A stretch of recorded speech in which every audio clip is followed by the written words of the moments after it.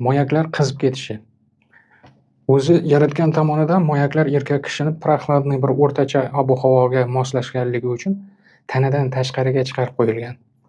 Unga 37-38 graduslik issiqlik bo'lmaydi-da asli. Demak, issiq holatlar qanday holatlar? Issiqda o'tirib, saunaga kirgan paytda o'ta issiq joyda o'tirib qolib ketish. Qandaydir parlarga kirganda nimadir to'shab, keyin uni ustida o'tirishingiz kerak. Moyakni o'zini to'g'ridan-to'g'ri issiq joyga botirib o'tirib bo'lmaydi. Shu bilan birgalikda mashinasini sideniya obogrevi borlar, ya'ni sideniyasi qizadiganlar. Moyakka haddan tashqari isitib yuboradigan qilib sideniyani qizdirib yubormang. Va shuning bilan birgalikda pamperslarni yosh onalar 2 soatdan ortiq, iloji bo'lsa 1 soatdan ortiq o'g'il bolalaringizga kiydirib qo'ymang.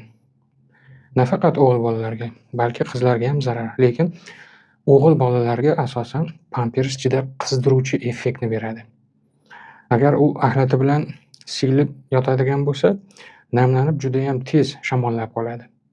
Shuning uchun ichki kiyimlarni katta erkaklar juda siqib turmaydiganidan, lampochkalar erkinroq turadigan shimlarni kiyib, ularni asrab-avaylash kerak va yosh bolalarni ham moyagini salqin sovuq urmaydigan shortilarni kiydirib, pamperslari uzoq vaqt taqmasdan normal haroratda, normal kenglikda kiydirishga bolalarga ahamiyat bering.